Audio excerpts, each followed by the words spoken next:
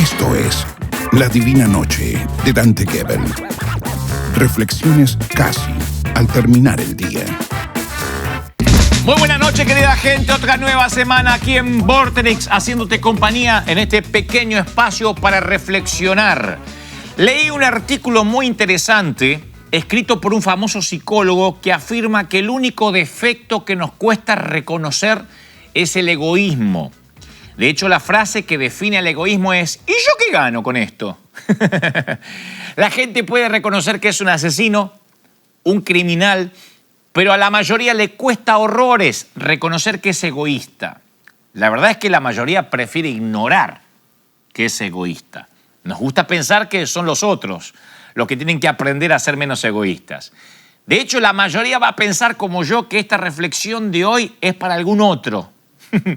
Un artículo publicado en la revista del New York Times afirmaba que solo un 8% de las personas encuestadas dicen ser egoístas y un 97% creen que los demás lo son. Porque es difícil no pensar en sí mismo. Además, ¿cómo uno va a renunciar a pensar en sí mismo? ¿Por qué uno querría, siendo un ser humano racional, pasar por alto el propio interés? ¿Por qué querría alguien renunciar a sus necesidades y a sus derechos? ¿Acaso no es la mejor manera de ser feliz? Todos pensamos así. Decimos, y si yo no pienso en mí, ¿quién va a pensar en mí? Yo quiero que pensemos juntos en algo que leí hace un tiempo, que le ocurrió al psicólogo Bernard Ringland. Él obtuvo su doctorado, su carrera despegó, pero 3 años después, insisto, de tener su doctorado, en 1956 se encontró con un problema. A su hijo Mark le diagnosticaron una enfermedad en ese entonces casi desconocida, autismo. Bueno, en realidad no es una enfermedad, pero en ese entonces se la catalogaba como una patología, porque era nueva. De hecho, en aquel momento el doctor Ringland, como muchos otros, no había oído jamás esa palabra. Y así empezó la búsqueda de este hombre por entender o tratar de entender el autismo, porque quería entender cómo conectar con su hijo. Fue autor de uno de los primeros libros sobre el tema y fundó el Instituto de Investigación del Autismo en 1967, un año antes de que este servidor naciera. Pero en el camino, Ringland realizó un experimento que arroja algo de luz sobre una de las verdades paradójicas de todos los tiempos, que es que para encontrar el propósito de tu vida tenés que estar dispuesto a dejar de lado el egoísmo y poder ver que hay otra gente alrededor, poder ver la vida de los demás. Entonces le pidió a 216 estudiantes que hicieran una lista con las 10 personas a las que mejor conocían, con lo que obtuvo un enorme listado con casi 2.000 nombres. Después les pidió que indicaran si les parecía que esas personas eran felices o eran infelices. Y finalmente les pidió que repasaran los nombres nuevamente e indicaran si les parecía que cada una de esas personas era egoísta o generosa. Y el resultado fue sorprendente. El 70% de los que los alumnos consideraron generosos y solidarios parecían que eran las personas más felices, mientras que el 95% de los que consideraban egoístas y poco solidarios parecían personas amargadas. Entonces Ringland se quedó muy sorprendido ante esta paradoja y acuñó la frase: las personas egoístas son por definición aquellas que se dedican a hacer solo aquello que creen que las harán felices, a sí mismas, ¿no es cierto? Y sin embargo, a ojos de los demás, estas personas egoístas no parecen felices como aquellas a las que se dedican a hacer felices a los demás. Como todo el mundo, yo me acuerdo perfectamente dónde estaba la mañana del 11 de septiembre del 2001, el fatídico día en que el mundo cambió tal como lo conocíamos. Y es probable que vos tampoco te lo olvides, porque algunos acontecimientos son tan fuera de lo común y tan sorprendentes que se nos quedan grabados a fuego en la memoria para siempre. Y los especialistas de la memoria se refieren a estos momentos como puntos calientes. La sorpresa que nos provoca algo inesperado libera una sustancia química en nuestro cerebro llamado glutamato, que mejora el procesamiento mental de ese momento. El glutamato hace eso, hace que los recuerdos sean más vivos, más reales, más detallados. La neuroquímica cimenta el recuerdo en el cerebro. Pero no solo se convierten en momentos que nos resulta fácil recordar, sino que moldean la forma en que nos vamos a comportar en el futuro. Yo hablé de eso en este espacio.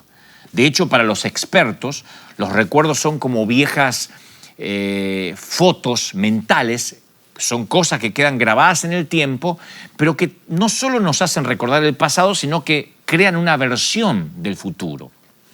Un creciente número de trabajos de investigación realizados en la Universidad de Harvard indica que el propósito de la memoria va mucho más allá de ayudarnos a almacenar y recordar datos sobre lo que pasó.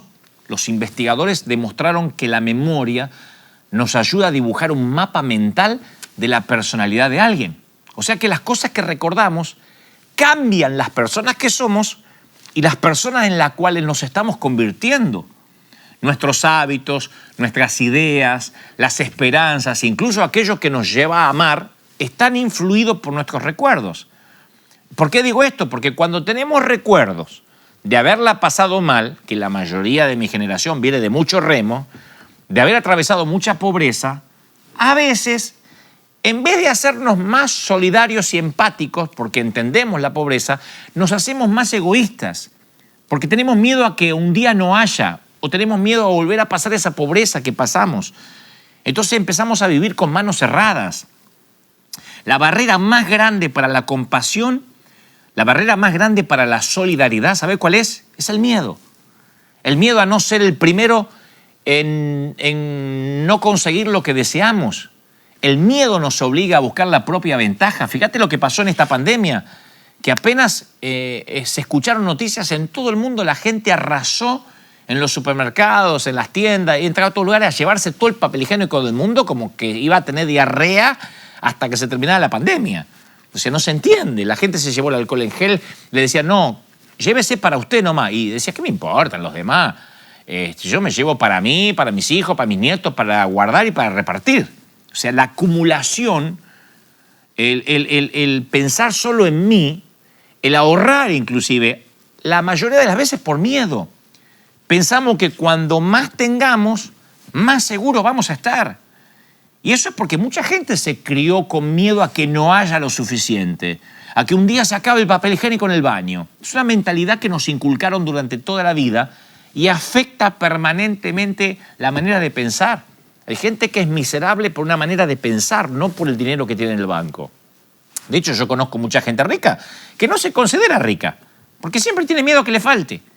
Entonces el miedo no le deja disfrutar lo que logró.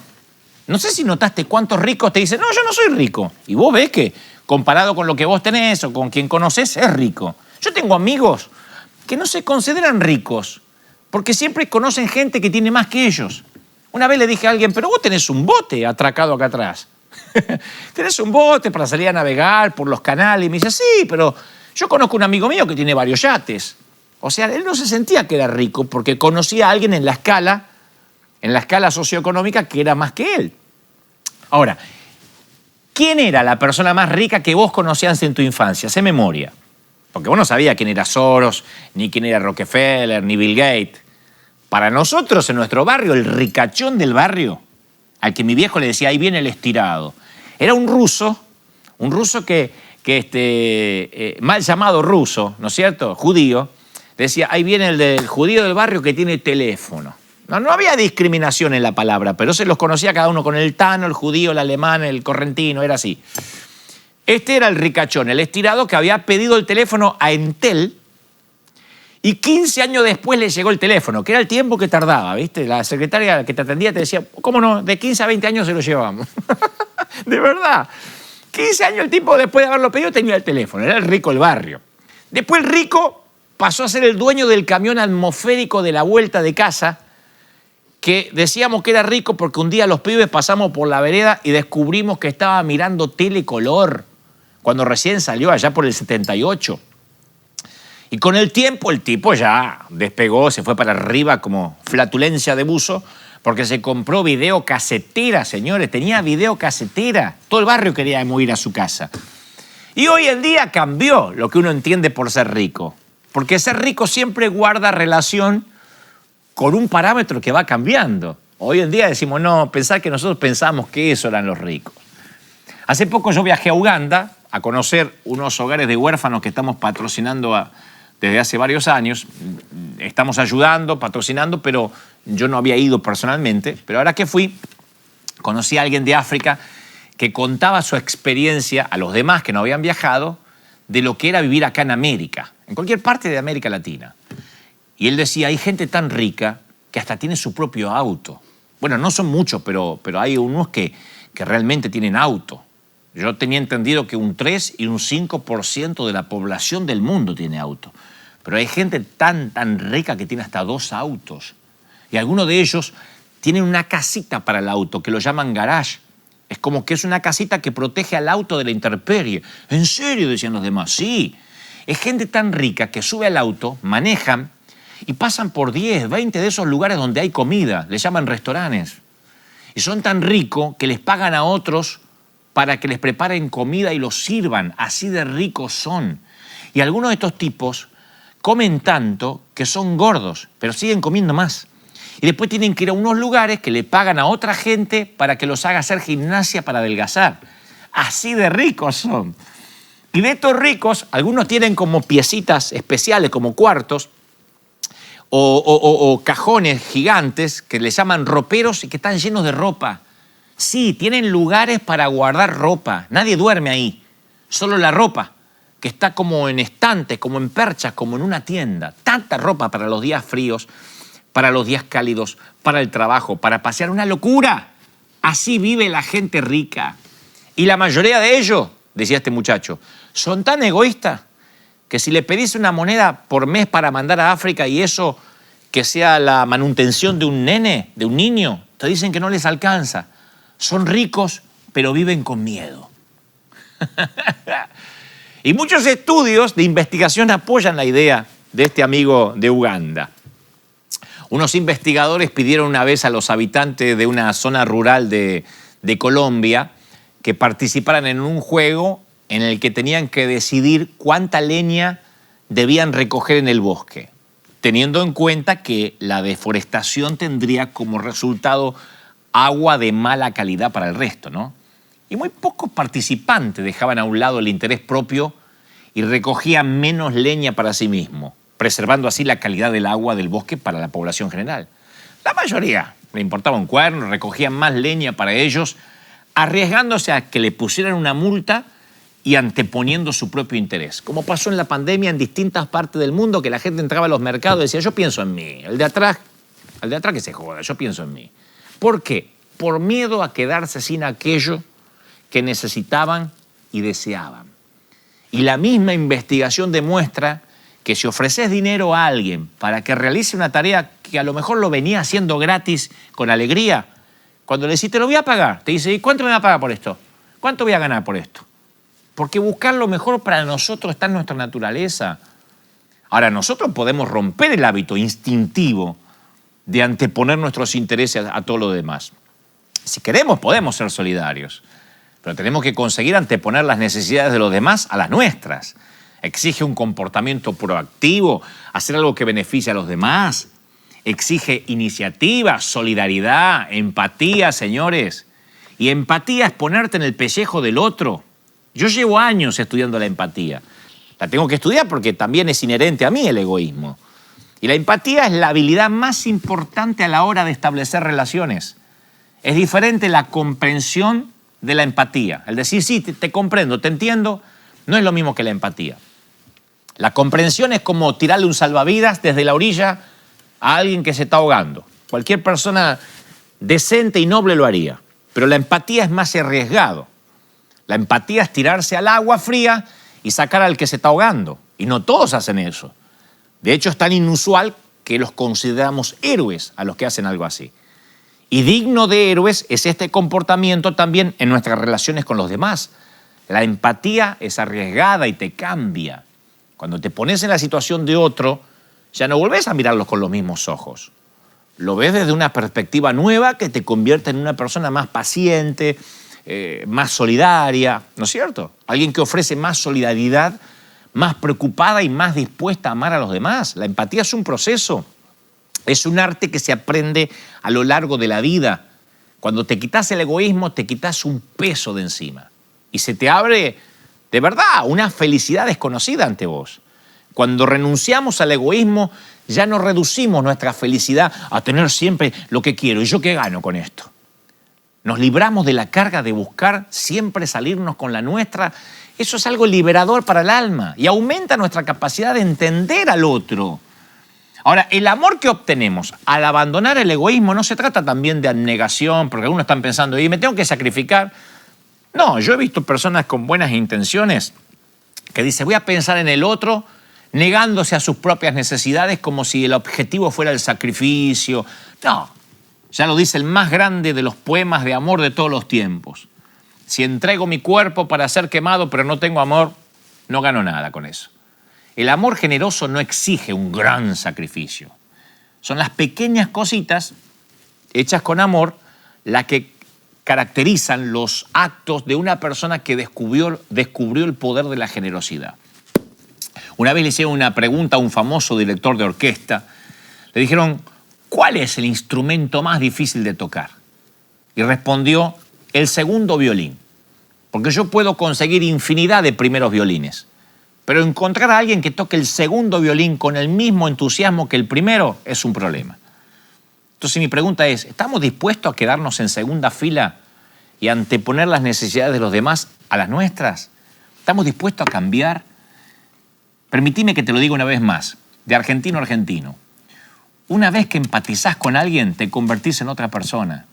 El cambio puede ser grande, pequeño, pero te aseguro que cambiás. No volvés a mirar a esa persona de la misma manera. Cada acto de empatía consciente es como un pequeño golpecito de cincel de un escultor. Cuando imaginás cómo debe ser estar en la piel de otro, cambiás. La empatía te moldea. Da forma a un corazón más solidario. Y por supuesto te quitas siempre y para siempre el ¿y yo qué gano con esto? ¿Te imaginas lo que sería nuestra Argentina? ¿Te imaginas lo que sería nuestra región, toda América Latina, si cada uno se quitara la frase ¿y yo qué gano con esto? Y pensáramos un poco más en los demás? Digo, a lo mejor nos volvemos más buena gente. A lo mejor tenemos un poquitito más de integridad. Y quién sabe, tal vez sea el cimiento para una nueva Argentina y una nueva nación. Que Dios te bendiga a ser un poquito menos egoístas y a decir cada vez menos ¿y yo qué gano con esto? Que Dios te bendiga, que tengas una divina noche. Esto fue La Divina Noche de Dante Gebel. Y mañana será otro día.